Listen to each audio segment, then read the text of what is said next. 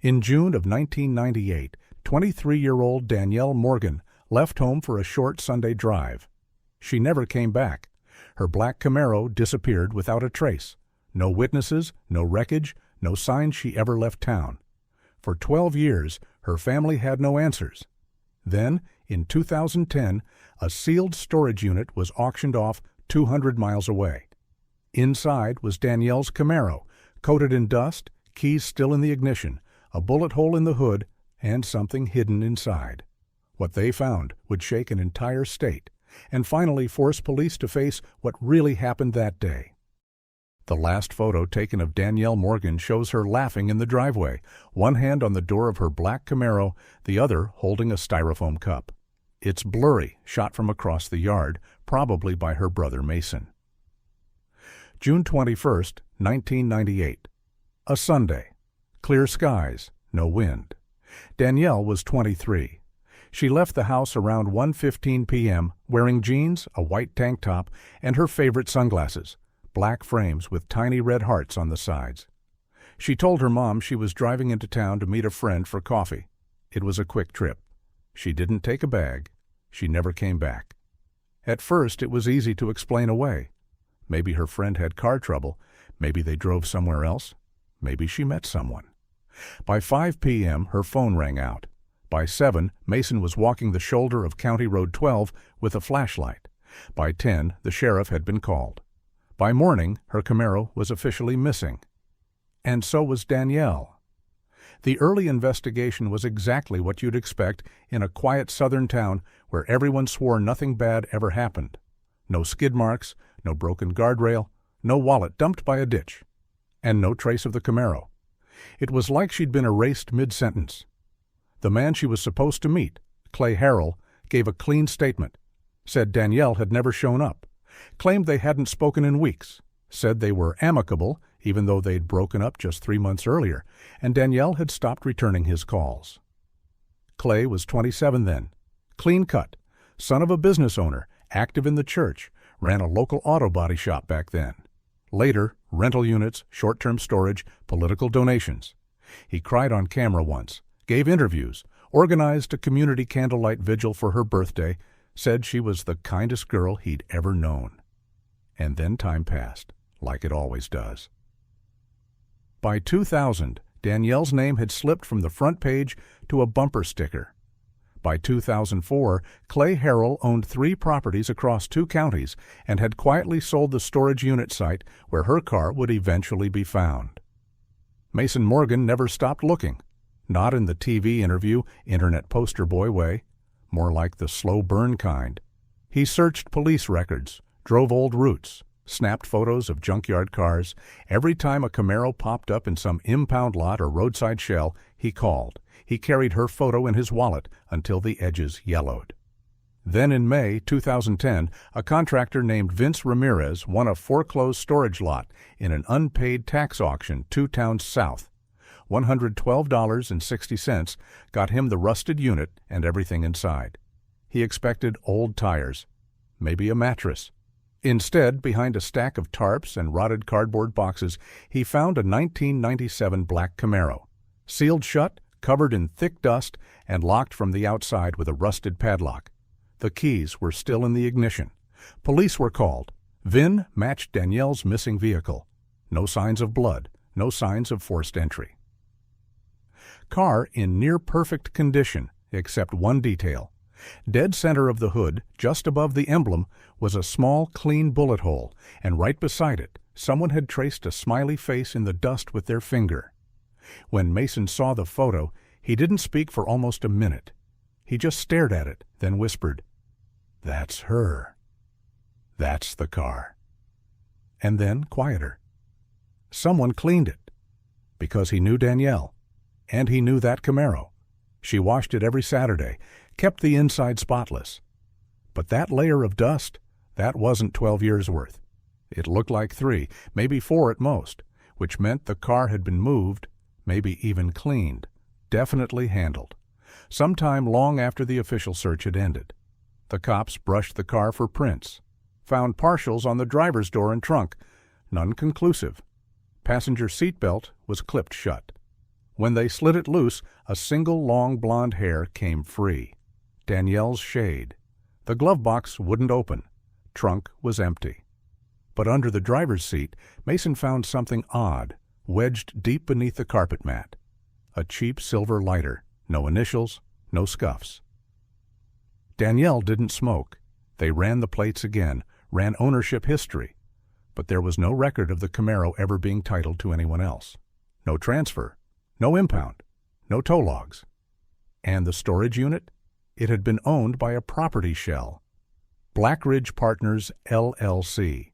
Registered to a P.O. box. Mason drove to the lot himself, walked the gravel rows, talked to the maintenance guy, who only shrugged, said the unit had been sealed since before I worked here, and he'd been there 6 years. Clay Harrell wasn't surprised when Mason knocked on his office door. Didn't even flinch. "I figured they'd find it eventually," he said, just like that. Clay Harrell leaned back in his office chair like Mason hadn't just dropped a ghost on his desk. "That car's been gone 12 years, Clay said, eyes flat. "What do you want from me now?" Mason stayed standing. He didn't take the offered seat, didn't smile. "You told police you hadn't seen Danielle since May, said you weren't close." Clay nodded once, slow. "That's right." Mason pulled a photo from his jacket pocket, printed the night before. It showed Danielle, 3 days before she vanished, standing outside a gas station on Route 6. Next to her, Clay Harrell, arm around her shoulder, smiling. Clay's face twitched. "That's supposed to be me?" he asked. "Photo's grainy. Could be anyone." "You're wearing the same watch you've got on right now," Mason said. Clay didn't look down, just sighed. "She asked for a ride that day," he said. "Didn't mean anything." "Why'd you lie about it back then?" Mason asked. Clay didn't answer. Mason stepped closer, voice lower. "She was scared, wasn't she?" Clay's smile returned, tight this time. "You know what Danielle liked to do, Mason? Stir things up, get people talking. Thought she was going to expose somebody, thought she mattered." Mason clenched his jaw. "She did." Clay waved him off. "I don't know where she went, son, but I can tell you what didn't happen. She didn't get murdered, and she sure as hell wasn't taken." He stood now, brushing dust off his slacks. "She drove off. Maybe she met someone. Maybe she didn't want to be found." He gave Mason a condescending pat on the arm. "You should let it go." Mason didn't move. "You ever been inside that storage unit?" Clay blinked, just once, then smiled again. "Why would I?" 10 minutes later, Mason was back in his truck, door slammed, fists clenched on the wheel. His phone buzzed in the console, a message from Officer Langley, one of the only deputies who still returned his calls. Fingerprint results came back. Partial on the trunk latch matches Danielle. Passenger side matched unknown male. Rest smudged. Mason stared at the screen, jaw tight. Unknown male. Passenger side. Danielle didn't let people drive her car. Period. He pulled onto the shoulder and dialed. "Langley," came the voice. "It wasn't parked there the whole time," Mason said. "That unit was clean. The tarp covering it wasn't even torn." Langley exhaled. "You think someone moved it recently?" "I think someone hit it. I think someone came back to check on it." There was a pause. Then Langley said, "We can't reopen the case unless you've got something concrete." "I'll get it," Mason said. That night, he returned to the storage unit with a crowbar. The Camaro's doors had already been unlocked by police, but the glove box was still jammed. They hadn't forced it. Not yet. Mason clicked on his flashlight and slid into the driver's seat. The air smelled of dust and faint mold, but the leather still held her shape. Her perfume had long since faded, but the air felt hers. He pressed the crowbar under the glove box latch and leaned in. With a crack, the compartment gave. Inside, a faded cassette tape, a folded sheet of paper sealed in plastic. A gas station receipt dated June 21, 1998, 1:42 p.m. just 27 minutes after Danielle left home. The receipt listed $5.43, just enough for one soda, one snack, and a gallon of gas. Handwritten on the back was a name, Clay. Mason stared at the name, the plastic, the date. His breath caught. That wasn't some stranger. That was Clay Harrell, the man who just told him she meant nothing. He popped the cassette into a player he brought with him. It hissed for a moment. Then a voice came through, soft, unsteady, recorded in a room with an echo. Danielle. I don't know if this will get anywhere, but if something happens to me, I need people to know I tried. I found things I shouldn't have. I think Clay knows. I think he's going to do something. Please tell Mason I didn't just leave. I didn't? The tape ended with a scrape, like it was pulled out mid-sentence.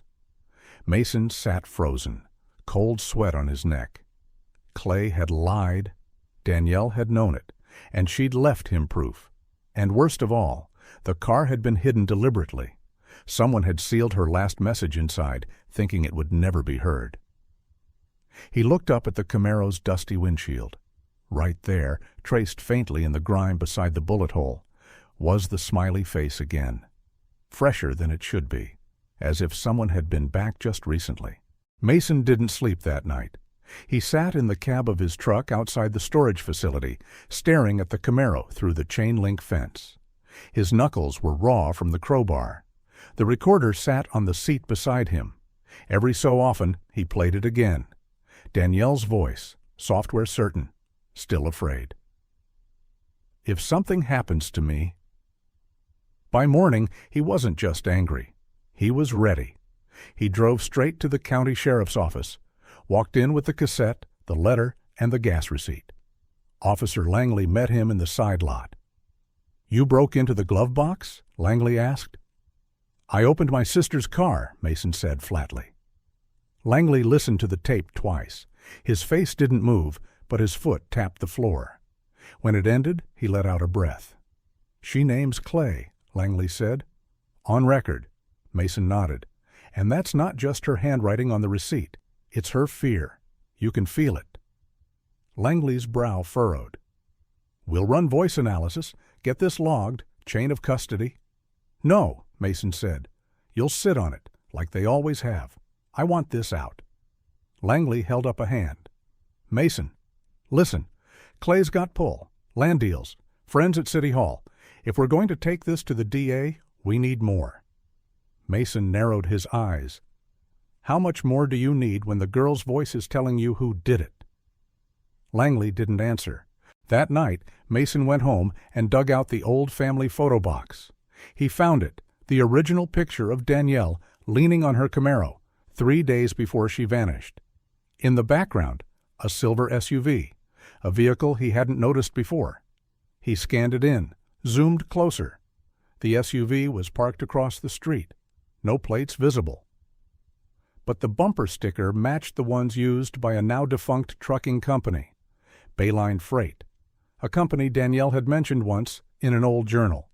Mason started cross-referencing. By 1 a.m., he found it. Bayline Freight had gone under in 2002. In 1998, it had one logistics coordinator registered in town, Clay Harrell. So Danielle had known about the company, and Clay had worked for them.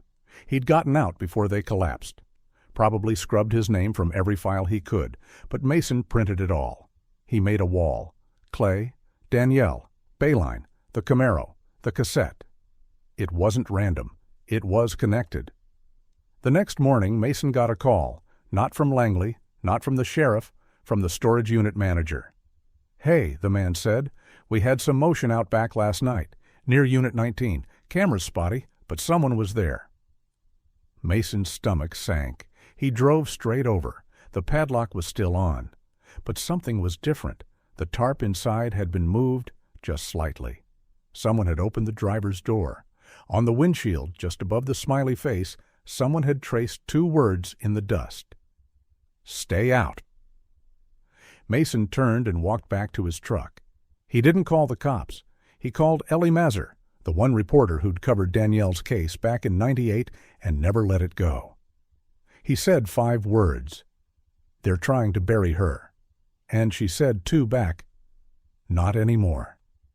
The last time Mason had seen Ellie Mazur, she'd been standing in their driveway in 1998, holding a notepad with shaking hands. Now she met him at the Waffle House off I-90, same steel eyes, same half-broken voice. "You brought it?" she asked. Mason slid the envelope across the table. Inside, the photo, the receipt, and a digital copy of the tape.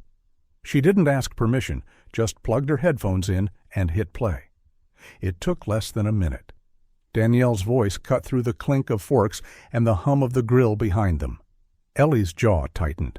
When it ended, she pulled the headphones off slowly. "Jesus Christ," she whispered. Mason said nothing. She opened the folder, scanned the gas station receipt. "She bought this right before she vanished?" He nodded. "And the name, Clay, written by her?" "I'd bet my life on it." Ellie's eyes flicked up. "You already are." They sat in silence for a moment. Then Mason leaned forward. "You remember that old trucking company, Bayline Freight?" Ellie raised an eyebrow. "The one that folded? What about it?" "Clay worked there, logistics." Ellie blinked. Danielle knew, Mason said. She was trying to get something on them. She thought something was wrong. Ellie pulled out her phone. "I still have old clippings. There were rumors, misrouted shipments, under-the-table hires, a driver who went missing. But it was all chalked up to bad bookkeeping."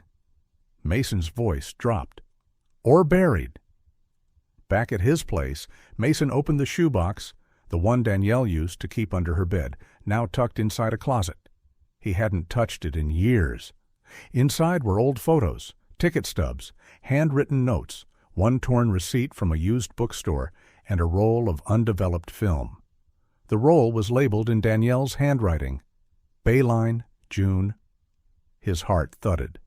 Ellie called in a favor from a photo lab in Little Rock. They developed the negatives in 3 hours. The photos came back in strips, faint but visible. Most were parking lot shots.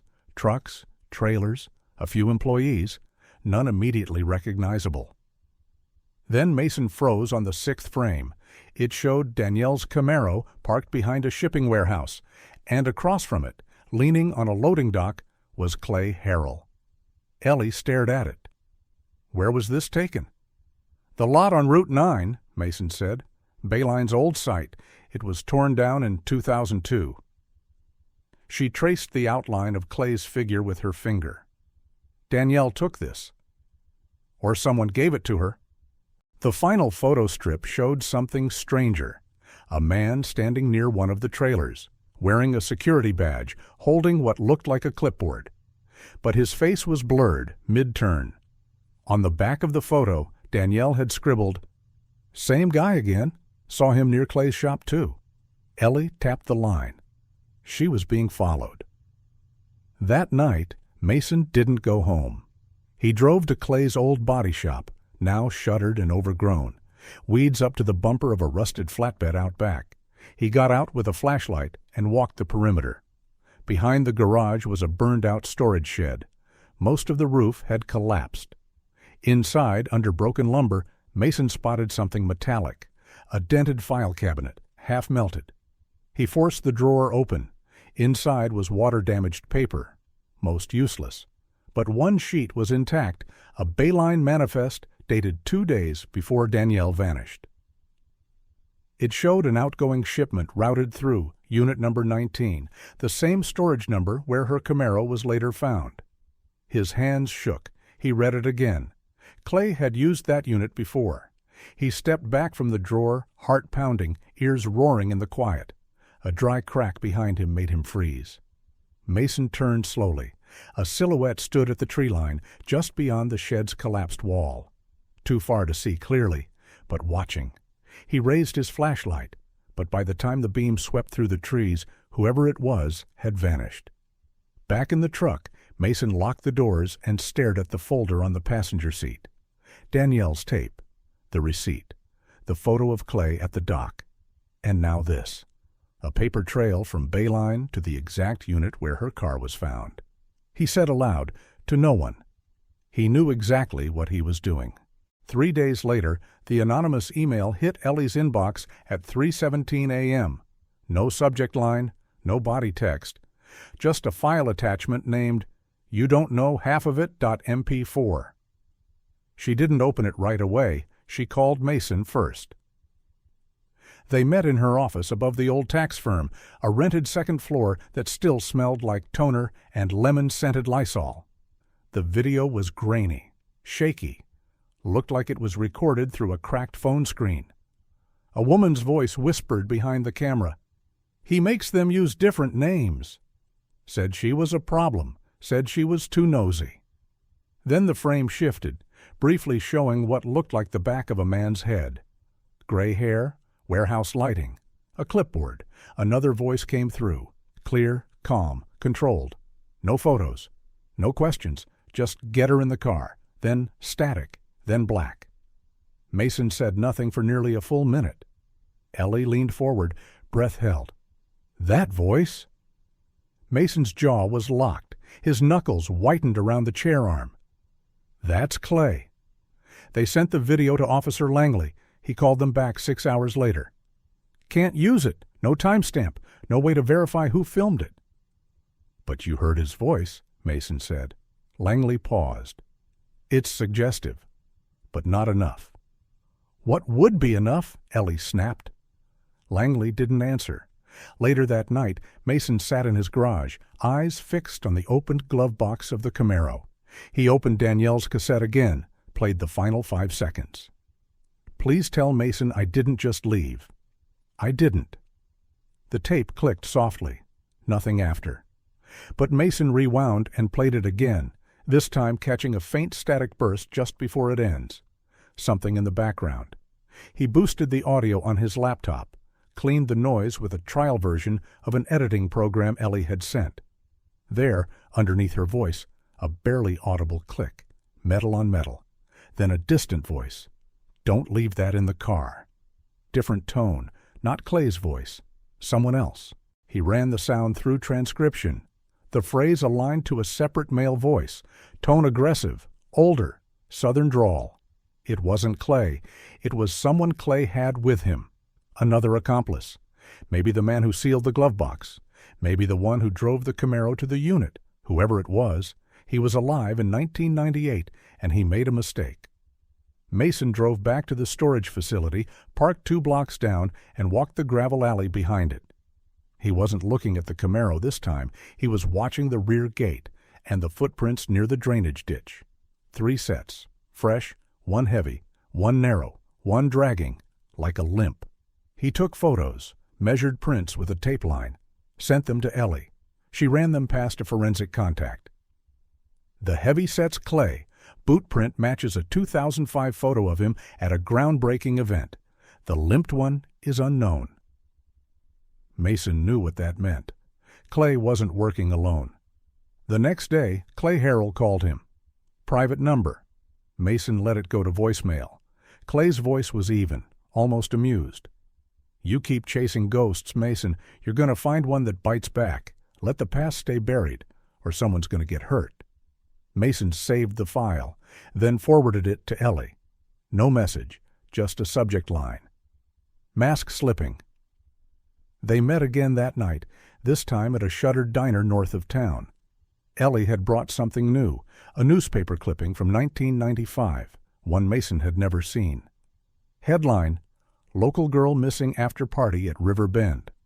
Her name wasn't Danielle. It was Riley DeWitt, 17 years old. Vanished after a summer bonfire hosted by Bayline Freight staff. Case went nowhere. And the deputy who handled the initial report? Clay Harrell's cousin. Mason leaned back in the booth. How many are there? Ellie's voice was quiet. Too many. She slid a folder toward him. Inside, 2 more missing persons reports.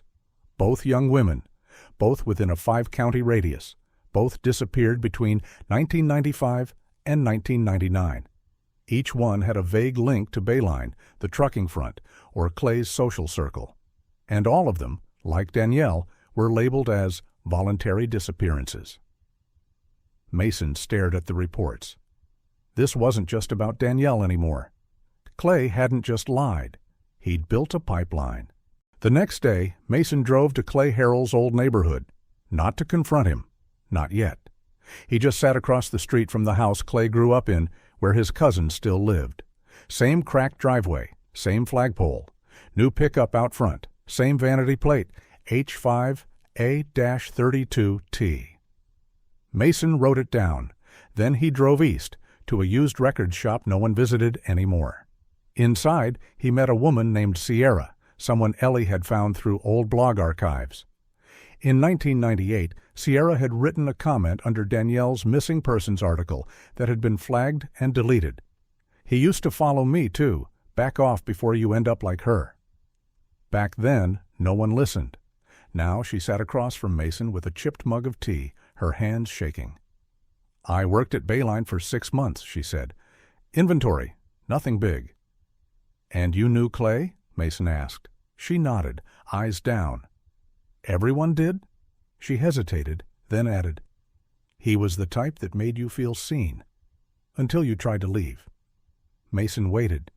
Sierra looked up. "Danielle asked me once about some of the shipments, like why we didn't log trailer contents. I told her to be careful." Mason leaned forward. "Did Clay threaten you?" She swallowed. "He didn't have to. His cousin came to my apartment 2 days after I quit. Said I'd be safer keeping quiet." Mason's blood ran cold. Sierra reached into her bag and pulled out a worn notebook, curled at the edges, pages yellowed. "Danielle gave me this," she said. "She said if anything happened to her, I should keep it hidden." Mason opened the cover. Inside were dozens of notes, employee rosters, plate numbers, nicknames, one entry circled 3 times. "Unit number 19, don't trust anyone if they know about it." Another page listed initials, CHBD. The girl in 95. Then below, 2 more moved, 1 watched. It wasn't just a diary, it was a ledger, and Danielle had been building it for months. Mason scanned the pages. One entry stood out. CH said she was just another cleanup, but he looked scared. Said the smile was new? Mason stared at the word, smile. He remembered the one on the Camaro, drawn into the dust right beside the bullet hole.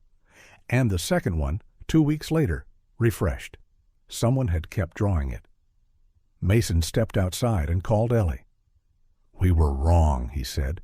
"This isn't just about Danielle." He explained the notebook, the names, the pattern. Ellie was silent. Then she said, "Meet me. I just found something you need to see." They met an hour later in a grocery store parking lot, public, well-lit, neutral ground. Ellie opened her trunk and handed him a file folder. Inside was a scan of a storage company rental agreement. Dated June 18, 1998, signed by Clay Harrell, unit number 19. The payment had been made in cash. Duration, 1 month. 3 days before Danielle vanished. "He signed for it," Ellie said, "with his own damn name." Mason's hands trembled. "He moved her car there before she was even gone." "Or planned to," Ellie said. Either way, it wasn't a panic move. It was premeditated. Mason looked up, jaw tight. What if she's still alive? Ellie blinked. After 12 years? He nodded. If she knew too much, if she saw what they were doing, maybe they didn't kill her. Maybe they kept her. Maybe they moved her again. Ellie didn't answer, but she didn't argue either. That night, Mason returned to the Camaro one last time. He sat in the driver's seat, doors closed, windows fogging from his breath. He slid Danielle's cassette back into the deck, listened to her voice again. Then he leaned forward and looked under the dash. There, taped to the underside with black electrical tape, was a thin plastic strip. A mini audio recorder, smaller than the cassette. He peeled it off slowly. A label on the side read, "Backup, do not play." He did anyway. The tape clicked, static. Then Danielle's voice, closer this time, whispering. "Clay isn't the only one. There's someone else. He calls him the broker. I think they're moving girls. I think they're watching me." She paused, then whispered something else, faint, nearly inaudible. "I think he knows I planted this." Then a sound, not her voice, not Clay's. A man, low, growling, right beside the mic. "Say goodbye." Then the recording ended. Mason sat frozen. Danielle had recorded everything, right up until the moment she was taken. And now he had her final warning, and the name they never saw coming. The broker. 2 nights later, Ellie's apartment was broken into. They didn't steal anything. They just opened every cabinet, every drawer. They flipped the cushions. Took nothing, except the folder with Danielle's notes. The lock wasn't broken. Whoever did it had a key. She called Mason at 3:12 a.m., her voice flat and shaking. "They took it." "What?" "Danielle's ledger, the file with Clay's rental slip, everything." Mason was already halfway dressed. "I scanned it all. It's backed up." Ellie exhaled hard. They knew what to look for. They didn't even touch the TV. Mason didn't sleep. Again. By dawn, he was outside Clay Harrell's auto shop, now sold, rebranded under new ownership. But the storage shed out back was still standing. He walked the perimeter alone. Chain link fence, padlock, and a new camera mounted above the alley gate. He knocked on the office door and asked to see the owner. A man named Dustin came out, mid-30s, grease on his shirt, polite but guarded. "I bought it from Harrell's company last year," he said. "Didn't come with much, just the building and whatever was on site." "You ever go through the storage shed?" Mason asked. Dustin shook his head. "That thing? It's nothing but rat shit and melted plastic. We keep tires in there now." Mason nodded. "Mind if I look?" 10 minutes later, Mason was inside the shed alone. He scanned every wall, every beam. Nothing new. Then he checked the floor. One corner looked off, the concrete darker, uneven. He knelt, scraped a line with his key. Fresh cement under dry dust. Someone had patched a hole. Back in his truck, Mason called Ellie again. "Who poured concrete over part of the shed?" Ellie paused. "If Clay did it himself, it wouldn't be in any record. But if he paid someone?" "Find the contractor," Mason said. "I'll find the reason." That night, he went through Danielle's notes again, the scanned ones. One page mentioned the place with the metal stairs and yellow light behind the freezer. Mason stared at it. It wasn't about Bayline. It wasn't the storage unit. It was somewhere else. A second site. He called Sierra. "I remember that," she said. "Metal stairs, yellow light. There was a place behind one of the diners. We used to deliver there. It had a back freezer and a weird smell, like bleach and rust." Mason's pulse kicked. "What was it?" "I don't know. We weren't allowed back there. Clay used to say it was secure storage. Only certain drivers ever had keys." "You remember where it was?" She paused. "I can take you." They met 2 hours later, just past dusk. Sierra looked nervous, jacket zipped, hands buried deep in her sleeves. The building was still there, abandoned now, once a family-style diner, now gutted, windows blacked, only the backlot remained clear. Sierra pointed. "That's it, behind the walk-in freezer." They moved slow. The metal stairs were rusted but intact. The back door had been forced open at some point. Inside, the floor was sticky with grime. A row of freezer units lined the far wall, now unplugged and reeking of rot. Behind the last one, a narrow service hallway, and at the end, a steel door. Mason tried the handle. Locked. He pressed his ear to the metal. Nothing. Then, faintly, something. A thud, then another, then silence. He turned. "We need to call Langley." But Sierra was already dialing. "Tell him what?" she asked. "That we found a locked door in a place Clay used to control?" Mason didn't answer. He looked down. Beside the door, in the dirt and dust, were scuff marks, boot prints, one fresh, the other smaller. A woman's. Langley arrived 22 minutes later. He stepped out of his cruiser, hand already resting on his holster. "What exactly am I walking into?" "A freezer room," Mason said.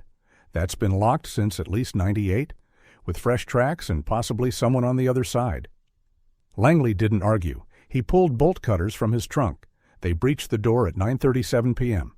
Inside, a narrow room, cold, silent.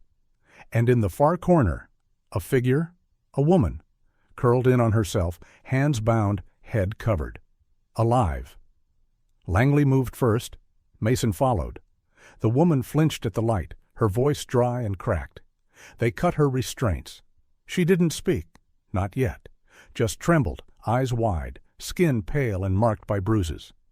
Then, quietly, one word. Danielle. The hospital staff said Danielle Morgan was 35. But when Mason looked at her through the observation window, he saw a girl frozen at 23. Her face was pale, drawn thin, hands trembling, eyes darting every time a hallway door opened. She hadn't said much, just her name, and one more sentence over and over again. "Please don't let him find me." Langley had pulled every string he had to keep it quiet. No press, no police report yet. Danielle was being treated under an alias. Ellie stood beside Mason, arms crossed tight. "She's still in shock," she said. "Might take days before she talks." Mason nodded slowly. She said, "him," singular. Ellie turned. "Clay." Mason shook his head. Number she already knew Clay was involved. This fear, it's about someone else. That night, Mason went home and laid out every piece again. Photos, storage manifests, the ledger, the tape, the quote from Danielle's hidden recorder. He calls him the broker. That name hadn't come up anywhere in Clay's files. No paper trail, no lease, no alias on record. But Mason remembered one thing. Bayline had off-books drivers, guys who used fake names, moved unlisted freight, took cash under the table. Ellie had interviewed 1 year ago a man named Reuben who vanished before trial. Mason called her. "You said one of the drivers used to leave burner receipts," he said. "Did any have the name broker in the tags?" Ellie hesitated, then said, "One did. BKR 47. I thought it was nothing." 2 hours later, she sent him a scan of an old gas station receipt, dated June 22, 1998, the day after Danielle disappeared. $13.11, cash. Truck ID, BKR 47, signature line, blank. The station was 6 miles from the diner where Danielle had just been found. Mason's stomach turned. Someone had moved her, not just once. She'd been hidden close the entire time, and whoever the broker was, he was still out there. Back at the hospital, Danielle began to speak. Langley called Mason at 6:43 p.m. and said only, "She's ready." The room was warm, too warm. Danielle's voice was barely a whisper, every sentence taking effort. "I wasn't supposed to go there," she said. "I was just following a truck, one of the Bayline ones. I thought Clay was meeting someone. I wanted a photo." Mason stayed silent, letting her talk. "I saw them with another girl, younger. She was crying. They shoved her into the freezer room." Danielle's hands shook. "I ran, but someone grabbed me. Not Clay, someone bigger." Mason leaned in. "Do you remember his name?" She nodded slowly. "Just what they called him. The broker." She closed her eyes. "Clay told me I could still walk away, that if I just gave him the film, he'd let me go. I didn't believe him." Her voice cracked. "I gave him the film anyway, but I kept the backup. That's when they knew." Mason felt it in his gut, a sick, hollow drop. "They locked me in a different place at first," she said. "Somewhere in the woods. Then, when they thought police were watching Clay, they moved me here. Said no one would ever find me. Said the world had already forgotten." Her voice went soft. "Did they forget?" Mason's voice broke. "No." Ellie arrived minutes later with her recorder. She kept the questions soft. Danielle nodded when she gave consent. The session lasted 41 minutes. Names were named. Routines, dates, storage numbers. Even the name of Clay's cousin.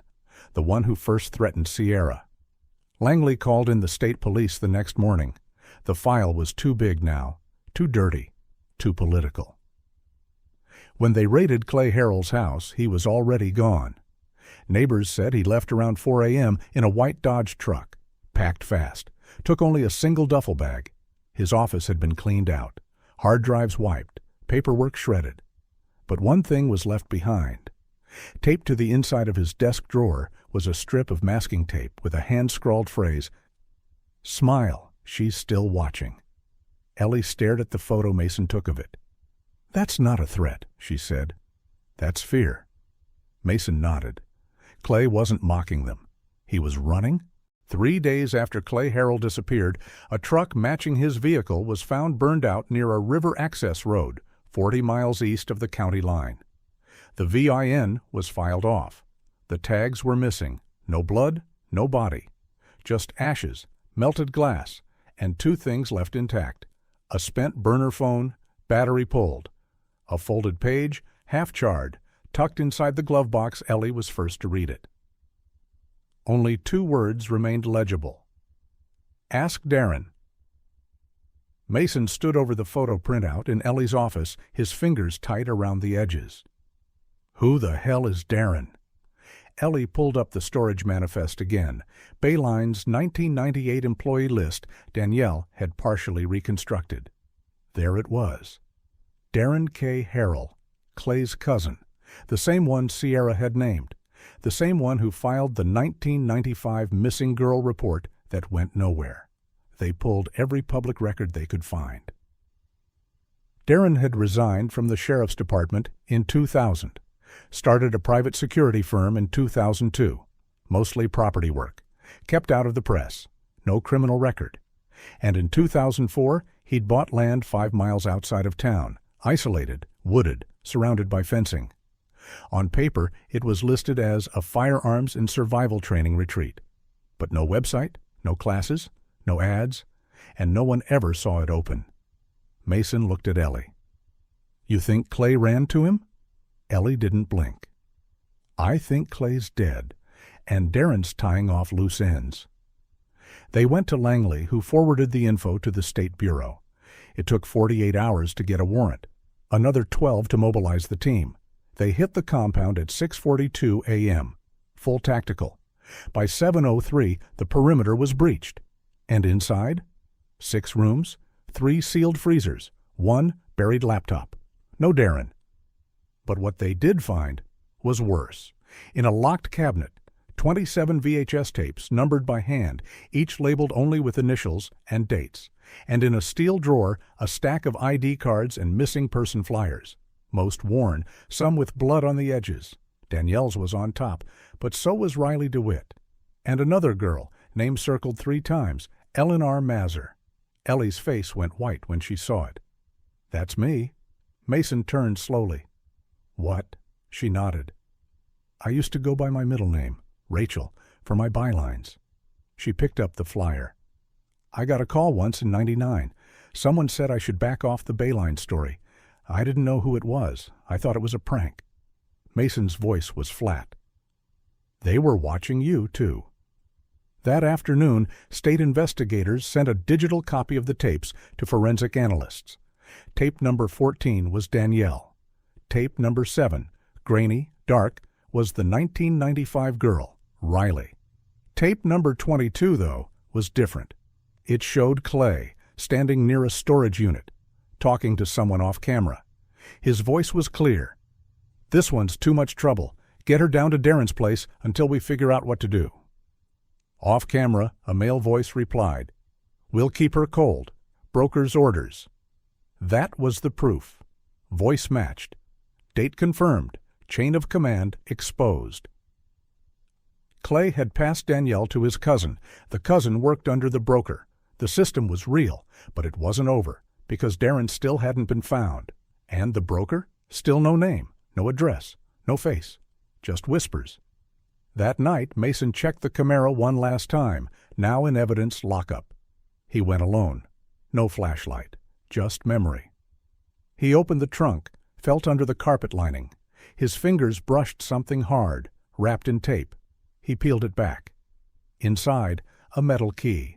Stained, scratched, engraved with a 5-digit number, 24783. He stared at it. That wasn't a house key. It wasn't for the Camaro. It was for a safety deposit box. Back at home, Mason opened Danielle's notebook again, the scanned version. Page 12 had a list of numbers. Only one was circled, 24,783 next to it.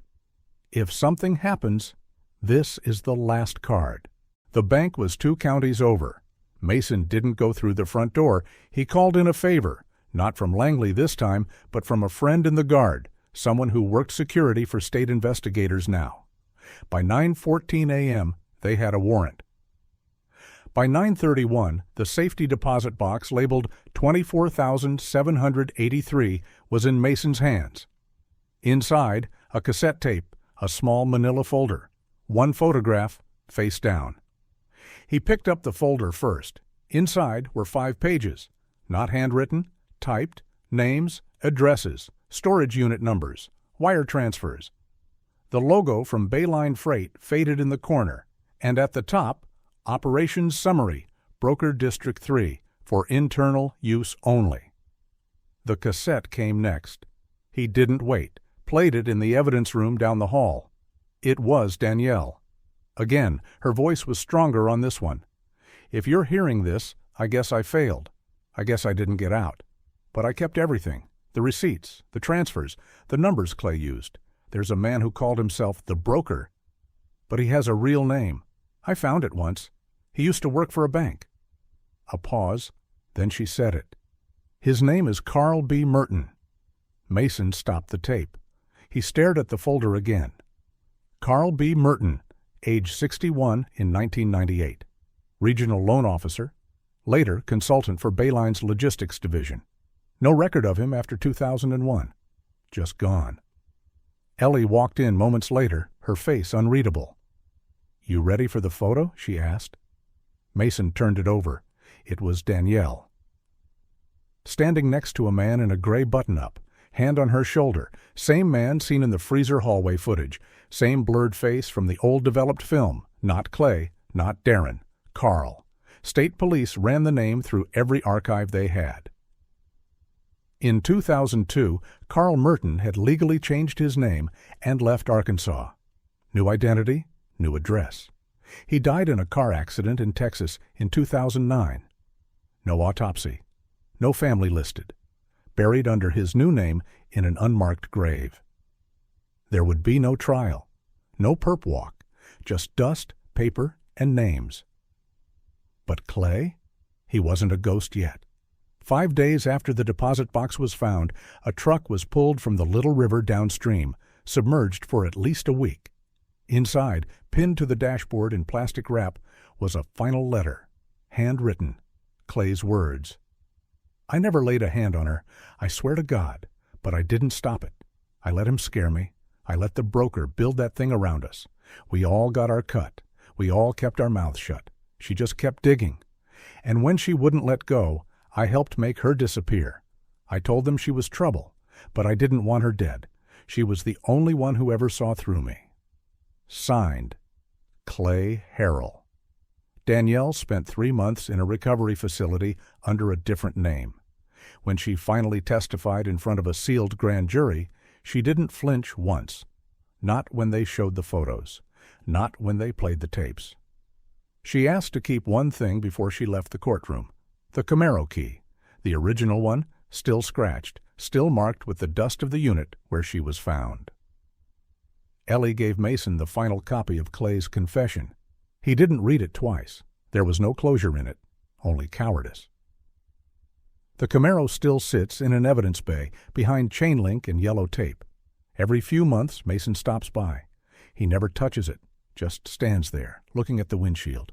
The smiley face is gone now, cleaned off when they processed the vehicle. But Mason swears sometimes when the light hits the glass just right, it still shines through.